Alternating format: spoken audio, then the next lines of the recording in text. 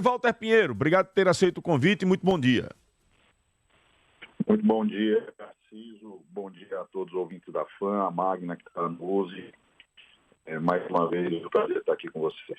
Secretário, ontem essa inspeção realizada pelo governador Fábio Mitidieri, o que é que foi encontrado no USE dentro desta opção de fazer esta inspeção depois de uma semana aí conturbada com informações de superlotação, do corredor cheio, superlotado, além da questão das cirurgias ortopédicas que estariam com uma defasagem. Fique à vontade, secretário.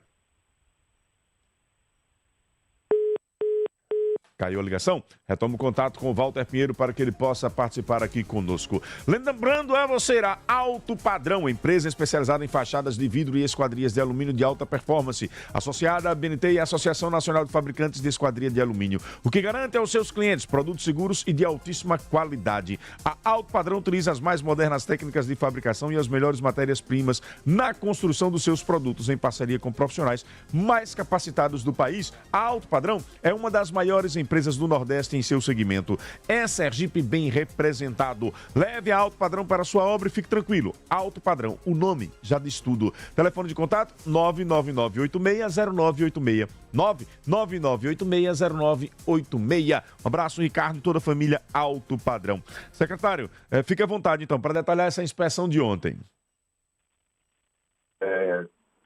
Nos últimos 15 dias, nós observamos aí um aumento do passivo de pacientes, principalmente no setor de ortopedia, o que fez com que a cena de corredores a gente conhece bem o de urgência de Sergipe, o quanto ele é sensível no atendimento aí da população. E foram aí deflagrados várias ações para minimizar e planejar o encaminhamento dessa situação específica, e o governador foi verificar em loco. Eu entendo ser uma visita para verificar a efetividade das ações e conhecer de perto o plano, além de ter oportunidade de, no corpo a corpo com as pessoas que estarem lá, sentir o termômetro dos atendimentos dentro daquela unidade. Todos sabemos que o USE é a grande referência da saúde aqui no estado, que se refere aos atendimentos de idade, e certamente esse foi um dos motivos que colaborou para esse cenário de superlotação.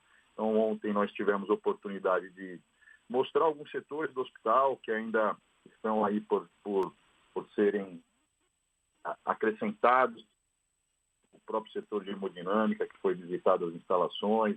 Falamos um pouco do cenário que também tivemos em relação à oncologia e, claro, a ortopedia, como ganhou destaque com as gravações e tudo que foi repercutido aí durante a semana, foi o alvo principal de verificar em loco como é que está o andamento das ações. A gente conseguiu atenuar, minimizar da superlotação, né? Então, alguns hospitais que são referências para o atendimento de pacientes ortopédicos, e dentro do próprio USE também de mutirão, para que a gente está esse passivo de paciente, está a entrada e a capacidade de resolução desses casos. No sábado, até o meio-dia, nós operamos 8 dentro do USE e estavam no setor de trauma para avaliação 13 que acabaram de chegar. Então, para a gente ter uma ideia do grande volume que ultimamente tem tensionado o serviço de trauma daquele hospital. Agora, doutor Walter, esta dificuldade com a ortopedia dessas cirurgias, o que acontece? É falta de profissional, é falta de contrato? O que levou a esse gargalo? Diversos fatores, né, Narciso? A gente teve um aumento do número de casos, nós tivemos também uma inconsistência do prestador de órteses e próteses, que são as placas de parafuso, principalmente, para que as pessoas entendam, os materiais ortopédicos para fixar as fraturas. Num processo de precarização do serviço, houve necessidade de notificação, e esse trâmite dentro da administração pública, assim como nós vamos poder observar nas outras situações, o processo burocrático da administração pública, ela às vezes trava esses processos e podem ter esse tipo de resultado. Em relação aos recursos humanos e os profissionais, o USE é repleto. Durante a semana, a depender do momento, nós temos até 9 colegas ortopedistas dentro do setor. E existem também alguns casos que habitualmente são conduzidos, e eu acredito que isso também vale a pena a gente sempre estar destacando. Existem casos de menor complexidade que têm um volume muito grande e que eventualmente eles seguem um fluxo ambulatorial. Isto é aquele paciente que tem uma fratura, por exemplo, uma fratura de antebraço, uma fratura do punho, uma fratura na mão, e ele tem a indicação do procedimento, mas como não há previsão dele operar na urgência e emergência, e nem assim é uma condição de TBA na maioria das vezes, ele é programado ambulatorialmente. Então ele retorna para sua casa, fica registrado no nosso controle e ele é chamado depois dentro de um prazo aceitável para serem operadas essas fraturas, para que a gente conduza. Então, esses pacientes também acabaram impactando, houve sim a necessidade de atuar no giro de leitos, no que a gente chama de triagem reversa, quer dizer, verificar os porquês, né, por que o paciente procurou o serviço, o que ele está fazendo lá naquele momento, e se ele precisa estar naquele local. Praticamente são as 3 perguntas que a gente faz nesse exercício de triagem reversa, e aí verificou-se que existia esse passivo de paciente e a gente procurou enfrentar essa solução. Durante as 8 horas, eu não estou com os números atualizados, mas certamente aí dezenas de pacientes seguiram uma destinação que vai de ser operado lá no USE, de ter uma vaga referenciada lá no Hospital Cirurgia, que é um grande parceiro, principalmente no que se refere nos traumas mais complexos, as fraturas de quadril e de colo de fêmur, porque lá é alta complexidade, por exemplo, para realizar as próteses. Atuamos também ampliando a rede no Hospital Amparo de Maria, com uma proposta lá de desenvolver um serviço de ortopedia. Estamos estudando opções de serviços de trauma, bem como também determinou o governador que nós procurássemos mais de uma alternativa para que isso não se repita e que a gente mantenha a consistência das ações. Claro que vale a pena, a gente tem que ajustar essa enorme demanda do trauma, a gente sabe que isso é uma ocorrência habitual e comum no país como um todo, e eventualmente esse serviço de ortopedia funciona, e a gente está procurando os gargalos exatamente para atuar neles. Estamos entrevistando aqui no Jornal da Fã o secretário de Estado da Saúde, Walter Pinheiro, trazendo aqui as explicações da inspeção feita ontem pelo governador Fábio Mitidieri no Hospital de Urgências de Sergipe, governador João Alves Filho. Você já parou para pensar nos benefícios que o retorno da Petrobras trará para a Sergipe? O Sindipetro, Alagoas e Sergipe está lutando por isso. Mais empregos, economia fortalecida, desenvolvimento para o nosso estado. Junte-se a essa causa. Sindipetro, Alagoas, Sergipe, unido pelo progresso de todos nós. Você tem vontade de morar em um condomínio fechado de casa? Então preste atenção para esta oportunidade de viver o lado bom da vida no Barra Garden. Casas de 2 ou 3 quartos com suíte. Não é terreno para você construir depois da entrega. É casa pronta para você se mudar e morar mesmo. Em um condomínio fechado, pertinho da praia, com mais de 20 itens de lazer e a qualidade Sele, na área mais valorizada da Barra dos Coqueiros. Barra Garden. Pronto para viver o lado bom da vida. Construção e incorporação Sele. Telefone de contato 79998899693. 998899693. Meu caro Walter Pinheiro, pergunta que todo mundo se faz e que se fez ontem a partir da divulgação das imagens encontradas pelo governador aí no Hospital de Urgências de Sergipe. Há garantia de que o corredor permanecerá da mesma forma, de que o governador encontrou de uma melhor organização no dia de ontem permaneça pelos próximos dias, secretário? Esse é o nosso objetivo, né? Permanecer aquele corredor que é famoso, conhecido como corredor da catástrofe, que independente de qualquer indicador mais objetivo, de número de pacientes, e também é feito controle diário, é um termômetro subjetivo, vamos dizer assim, quando a gente passeia pelo USE, visita ali as instalações, observar aquele corredor limpo, é um termômetro que o cenário está mais controlado. Então, essa é a determinação do governador, essa é a nossa intenção de estar mais próximo lá do USE para ajudar nesse controle, e acredito que dentro do hospital de urgência, a questão da superlotação, ele é algo que a gente vivencia historicamente essa oscilação em relação a esse cenário, né? A gente sabe que a porta do USE é uma porta aberta e que, nesse momento, a superlotação foi às custas principalmente de pacientes ortopédicos, mas nós temos outras demandas que também acabam sendo fatores que contribuem para esse cenário. Então, nós temos, às vezes, a situação da própria cirurgia vascular, que também tem um plano de ação. Nós temos os pacientes de clínica médica e aquela área conhecida como área azul, né, do pronto-socorro do uso. Se nós formos pensar num plano de longo prazo, ela não deveria estar dentro daquela unidade, né? De repente está numa unidade de menor porte, como uma própria UPA, porte 3, ou algo que o valha dentro do raio de ação do hospital de urgência, para que a gente possa tornar aquele hospital referência e aí sim eliminar de vez essas cenas de superlotação. Então, esse modelo, esse plano de ação, vamos dizer assim, de médio e longo prazo, não é nenhuma inovação, são modelos que a gente acompanha pelo país, que problemas semelhantes a hospitais gerais, sendo que o uso é um dos maiores do Brasil no que diz respeito a essa situação, e permanece com a sua porta aberta.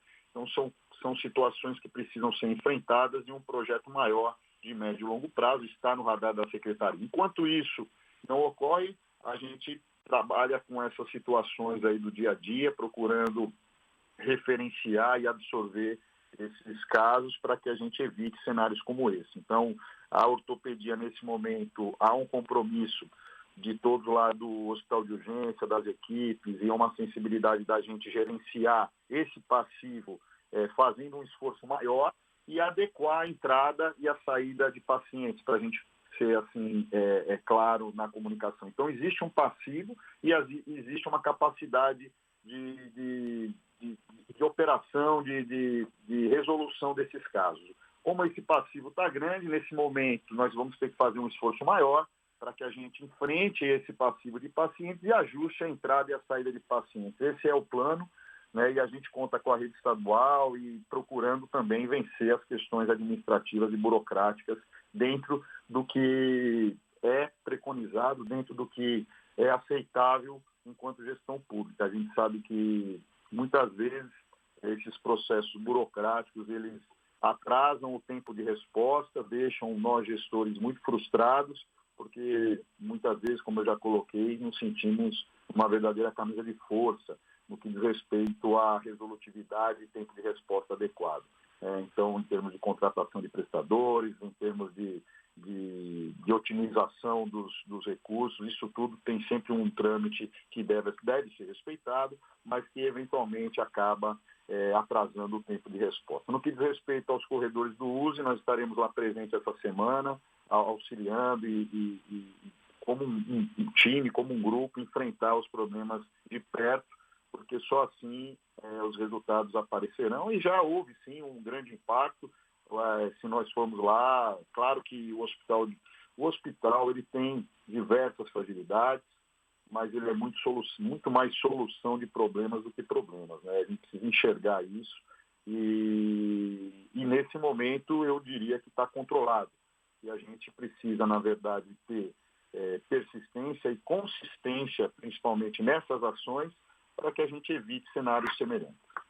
Estamos entrevistando o secretário de Estado da Saúde, Walter Pinheiro, aqui no Jornal da Fã. Secretário, na semana passada, mais especificamente na terça-feira, nós entrevistamos o governador Fábio Mitidieri aqui. Na oportunidade, perguntamos a ele sobre a força-tarefa que estava atuando na Secretaria de Saúde. Ele disse que era um procedimento normal, mais uma fase do planejamento estratégico do governo e que na saúde estavam havendo gargalos no cotidiano, no atendimento diário à população em algumas unidades de saúde. Aí eu pergunto pergunta ao secretário Walter Pinheiro. O que é que está acontecendo? É o gerenciamento dessas unidades, das equipes locais? Algum tipo de problema que aconteceu que deu essa impressão ao governador de uma falta de gerenciamento do cotidiano? Ele, inclusive, no momento, fez elogios ao Acelera e ao Enxerga como programas que deram certo, mas que o cotidiano da saúde não estava dentro de uma boa visão para o governo. Secretário, se posicionar sobre esse assunto, por favor. Veja, essa força-tarefa, grupo de trabalho e diversos nomes que atribuíram a esse momento é uma necessidade dentro do que nós enxergamos de oportunidade de melhoria e até de dar uma celeridade nesse tempo-resposta. Veja só, nos últimos anos, principalmente em tempos de pandemia, a nossa execução orçamentária e financeira veio numa crescente, onde naquele período o mundo todo investiu muito pesado naquela verdadeira guerra contra a pandemia, e há sim uma necessidade de nós ajustarmos isso dentro do que é previsto constitucionalmente, ou mesmo de equilibrar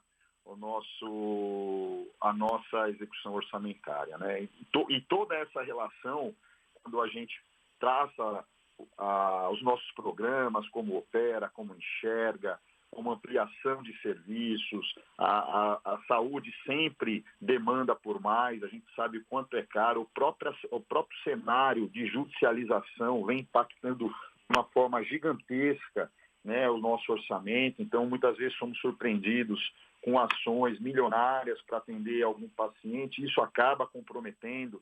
Então, todo esse cenário de execução histórica, orçamentária e financeira faz com que a gente esteja mais próximo de órgãos como o CRAF, que era onde, quando precisávamos ampliar, por exemplo, cenário da pediatria, sazonalidade, houve um tensionamento, precisamos ampliar, precisamos de recursos, a gente tinha que submeter e tem que submeter para estar visualizado pelo CRAF, está contabilizado no orçamento, e às vezes essas rotinas de agendas, de reuniões e tudo isso dava um atraso nesse tempo-resposta. Diante dessa situação, nós levamos essa problemática para o próprio governador, da necessidade da gente estar mais próximo para identificar esses gargalos e a gente poder otimizar os recursos, né? Fazer com os recursos disponíveis o melhor possível. Então, certamente, se nós visitarmos os vários ditos gargalos ou oportunidades de melhoria, nós temos aí como otimizar esses recursos. De repente, nós estamos aí com uma folha bastante robusta e a gente possa dar uma economizada, vamos dizer assim, uma otimizada para que a gente consiga ter recursos para investir em outras áreas. Então, é essa necessidade de estreitamento, porque a saúde ela depende de várias interfaces, né? Interface com a fazenda, com o planejamento, com a própria SEAD, no que diz respeito aos recursos humanos, com a questão fiscal, com a situação de necessidade de ampliação de rede, que envolve, sim, às vezes até a PGE nessa análise, e todo esse ciclo, essas interfaces dos setores, às vezes atrasa por conta dos modos operantes que vem perpetuando. Então, diante desse cenário, e a gente preocupado com a situação de execução orçamentária financeira, com as demandas crescentes da população no que diz respeito à necessidade de saúde, e da sempre crescimento exponencial dos custos da saúde, há sim a necessidade dessa presença, dessa força-tarefa para identificar os eixos que a gente pode ter oportunidade de melhoria. Então, a gente está visitando todos esses eixos, muito mais dentro, presente, para que a gente tenha um tempo de resposta adequado e enxergue o melhor cenário. Todos sabemos da intenção do governo de trazer o terceiro setor, de investir nas OSs, nas PPPs, de otimizar a rede estadual como um todo, e a gente sabe que os recursos da saúde são finitos e a gente precisa buscar uma otimização. Então, dentro dessa perspectiva, claro, sem dúvida nenhuma, o termômetro aí desses pontuais fragilidades que aconteceram deflagrou essa oportunidade da gente estar lá dentro da saúde, e eu particularmente vejo isso com muito bons olhos, verificar em loco quais são as nossas dificuldades e poder participar da busca de soluções. É um grupo seleto de pessoas que reúnem habilidades suficientes para que a gente possa fazer aqui da saúde do nosso estado um exemplo, como já é. Você analisar como é a saúde pública, qual é o investimento aqui em Sergipe, em números absolutos, uma das melhores do país, e em números relativos em relação ao PIB, a melhor. Né? A gente oferece naquilo que é essencial e que é de alto custo, uma saúde que contempla todas essas oportunidades de ofertar serviços de alta complexidade em oncologia, em nefrologia, urologia, cardiologia, entre outras. Então, diante de toda essa situação, se fez necessário uma solicitação da própria saúde junto ao governador e junto ao CRAF, vamos dizer assim, que todos de braços dados busquemos as melhores soluções. Estamos com Walter Pinheiro, secretário de Estado da Saúde. Magna Santana quer fazer uma pergunta ao secretário. Eu tenho também o Luiz Carlos, que é da Associação de Pessoas com Deficiência, querendo fazer uma participação. Chikungunya, reumatismo, artrite e artrose são enfermidades que geram fortes dores e inflamações nas articulações. E a pomada negra consegue aliviar todas essas dores de forma natural. Sabe por quê? Porque os poderosos anti-inflamatórios presentes na pomada negra, como o óleo de pinheiro bravo, agem de forma rápida, reduzindo as inflamações causadas por essas enfermidades. Aos donos de farmácias e casas de produtos naturais, entre em contato com o Roberto. Põe a pomada negra na prateleira. 998-170104. 998-170104. Põe o áudio do Luiz Carlos, por favor, Wendel Lessa. Bom dia, Narciso. Bom dia, Magna Santana. Bom dia, ouvinte da FAM. Bom dia, Dr. Walter Pinheiro. Dr. Walter, Luiz Carlos aqui na voz, como conselheiro de saúde. Nós estamos debatendo muito esse assunto agora no grupo e vamos até no conselho pedir uma reunião extraordinária para discutirmos em loco esse programa. Mas, de antemão, eu quero parabenizar a ação do governador. Esse corredor de guerra, que a gente chama, não é de agora, é de muitos anos. Inclusive, o senhor já participou lá como dirigente do USE, né, e nunca houve uma ação dessa. Mas eu soube até que o senhor botou a mão na massa, não sei se é verdade, me informaram, na cirurgia como um dos melhores cirurgiões ortopédico do Nordeste, né, referência até, e houve outros hospitais parceiros aí. Agora, eu quero saber também, eu tenho boa notícia e tenho má notícia. Tenho uma notícia que um amigo meu que estava lá já foi operado esperando uma cirurgia da tíbia há 8 dias, um acidente de moto. Chegou agora no grupo da gente uma denúncia onde uma pessoa recebeu alta sem explicação nenhuma, né? Foi para casa com uma cirurgia para fazer do calcanhar. Não sei se isso procede. Então, de antemão, eu quero louvar mais a ação. Ver aquele corredor vazio, como a gente viu na imagem, para a gente, conselheiro de saúde, que defende o SUS, que defende o controle social, foi uma grande satisfação. Entendeu? Eu espero que continue assim, isso não seja só realmente naquele momento, mas parabéns ao governador, que nunca na história algum gestor foi lá pessoalmente fiscalizar e acompanhar a ação diretamente. Parabéns, Fábio. Então tá a resposta aí. A oposição, infelizmente, tem elas que quanto pior, melhor. Então tá a resposta aí. Luiz Carlos, conselheiro, mas estamos fiscalizando, estamos de cima. Parabéns, Walter. Magna Santana, sua pergunta. E atenção, em instantes aqui no Jornal da FAM nós vamos entrevistar Elaine Oliveira, ela é do PL Mulher, na pauta a vinda do ex-presidente Bolsonaro e da ex-primeira-dama Michele Bolsonaro aqui para Sergipe esta semana. Magna Santana, sua pergunta. Obrigada, Narciso. Bom dia mais uma vez aí ao doutor Walter. Bom, o meu questionamento, eu vou aproveitar até o gancho do que o Luiz colocou, que lamentavelmente não é o que a gente vai dizer aqui, não é o caso de forma nenhuma, mas enfim, no passado, e eu que acompanho já há muitos anos, e lamentavelmente a imprensa sempre era chamada para olhar, olha, esse hospital está vazio, a ala de catástrofe agora está toda esvaziada, é ótimo, enfim, e de repente a gente, mas como é que uma das vezes em que fiz essa visita, em uma gestão anterior, passada, eu olhava e eu e colegas ficávamos surpresos. Mas como se estava superlotado, para onde foi esse povo todo? E, lamentavelmente, depois nos chegavam informações, a gente não podia passar Detalhes, essas pessoas muitas vezes não podiam se expor, mas diziam assim, muitas altas foram dadas. Essas pessoas foram para casa. E depois eu até encontrei informações de casos de pessoas que até morreu, porque nesse vai e vem e não teve o atendimento que deveria ter. Era mais ou menos isso que acontecia. Infelizmente, era uma triste realidade. Passa a gestão entre a gestão, a gente sabe disso. Querer o hospital vazio, eu acho que é uma utopia, porque não tem sempre gente doente sofrendo acidentes. O que não se quer é superlotado, o que se quer é atendimento com dignidade. Então, eu pergunto, doutor Walter, que o senhor falou dos gargalos, e a gente sabe que não adianta, né, se a rede, a retaguarda não funcionar com o tempo. Aonde está esse erro dessa retaguarda? Se essa retaguarda tem interferência para a Secretaria de Estado da Saúde, então, por que ela, de repente, não está funcionando como deveria? Como foi com a questão da gripe, como já aconteceu, a gente via os prefeitos não fazem, é mais fácil. Eu estou vendo aqui, olha, no hospital onde a gente está, o que chega de ambulância, todo mundo traz para cá, despeja aqui, é porta aberta. Então, isso nunca vai se resolver. Infelizmente, quando cada um não fizer a sua parte. Aqui é média e alta complexidade. Nunca acabou acontecendo isso de verdade, exclusivamente.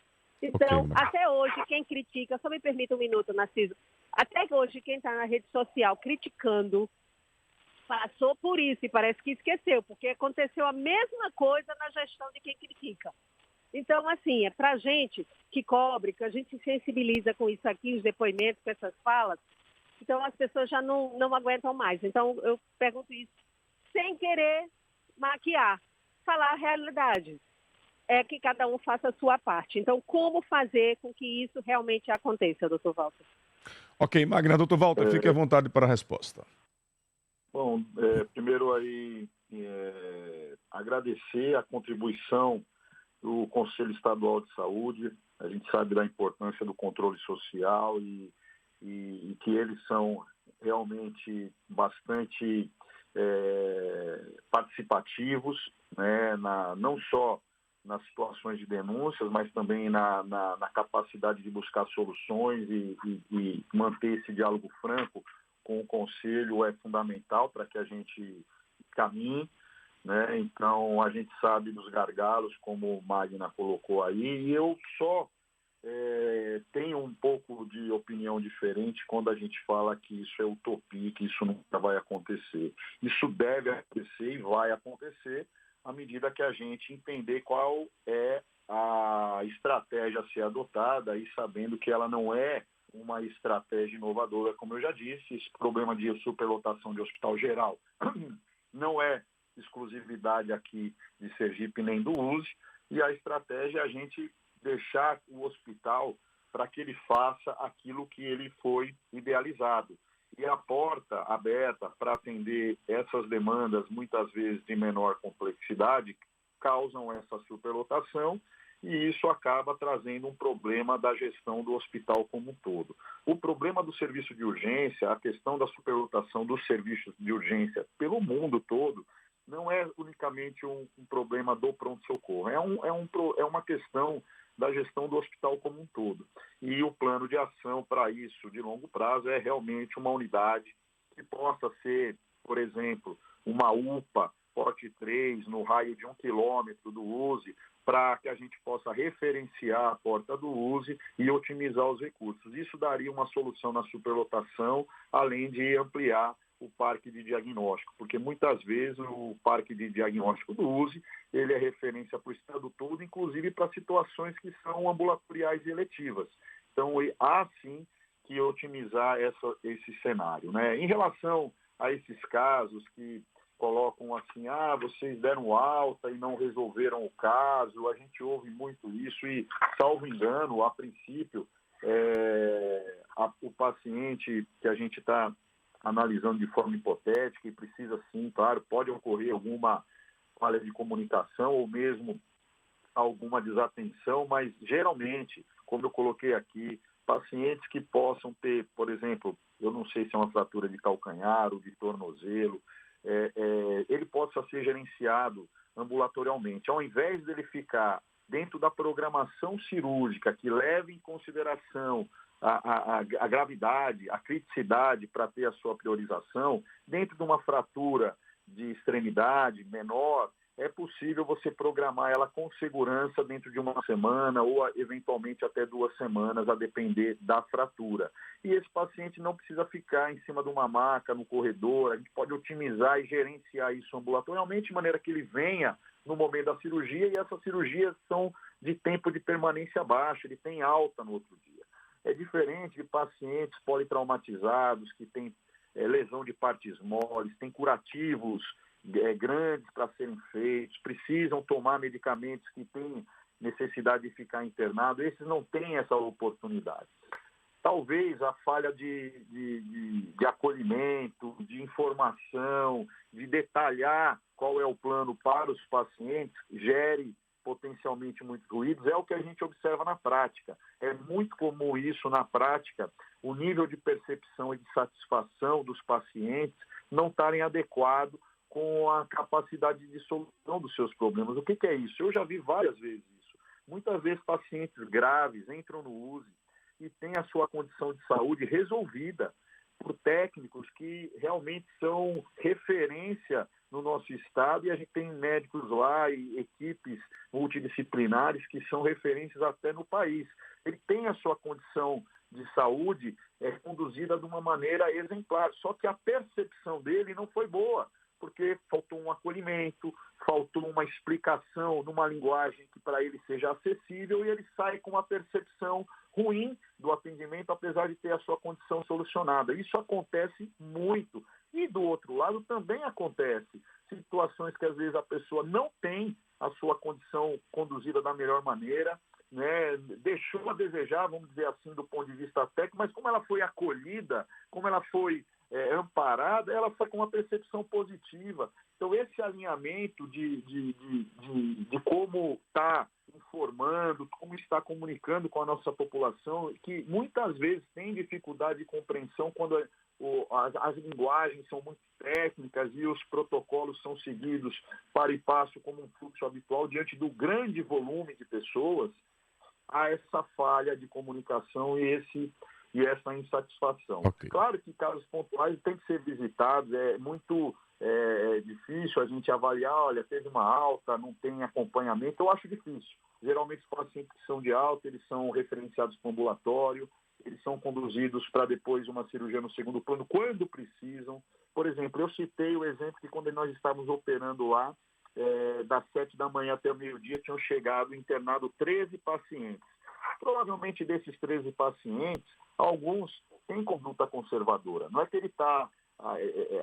Há muitas divergências de conduta, e isso é comum. É cirúrgico, não é cirúrgico, vamos tratar com imobilização ou vamos prevenir que isso desvie. E diante de um cenário onde estamos de superlotação, a gente pode conduzir aquele paciente, olha, essa fratura está ao limite entre indicar cirurgia ou não, tratar conservador e caso haja um desvio, a gente reinterne e opera. Então, todo esse gerenciamento é feito lá no hospital, e certamente muito desses casos aí que teve alta e depois voltou, e se enquadrem nesse contexto, e é uma forma de gerenciar o grande número de pacientes. E claro que secretário, quando a gente tem um só para concluir, Narciso, quando a gente tem um passivo grande, que chegou lá de mais de 60 pacientes da ortopedia, é claro que em 2 dias não se opera 60 doentes, mas a gente programa, e nessa semana nós temos programado 55 pacientes até domingo pela equipe do USE, fora as possibilidades de transferências. Claro que a gente tem que ajustar a entrada, e ela é imprevisível, ela vale também de uma conscientização de todos. Muito bem. Walter Pinheiro, muito obrigado pela participação, uma boa semana de trabalho, e o nosso desejo de que esse problema, esses gargalos sejam resolvidos para um melhor atendimento à população sergipana. Eu que agradeço, tem muita coisa realmente acontecendo, a nossa disposição permanece a mesma, de trabalhar com consistência, sempre buscando aí os problemas. A gente, na realidade, busca incessantemente por problemas para que a gente encontre as melhores soluções, e a presença agora de todos focados nessa busca de soluções realmente é uma parceria, uma ideia de cooperação dos setores do governo, de solidariedade, sobretudo, à situação de saúde, pois as demandas são crescentes e a gente é muito sensível a isso e é uma determinação do governador que a gente faça o melhor com os recursos que temos disponíveis. Eu agradeço, estou sempre à disposição. Tá aí, portanto, Walter Pinheiro aqui no Jornal da Fã, nessa entrevista nesta segunda-feira com exclusividade. Logo após a inspeção realizada ontem no Hospital de Urgências de Sergipe. É o nosso desejo, né? É que isso permaneça ao longo do tempo. E você aí que é usuário do USE, que está lá todos os dias, mantenha uma fiscalização. Encontrou qualquer situação? Manda para cá para que a gente possa cobrar da Secretaria de Estado da Saúde.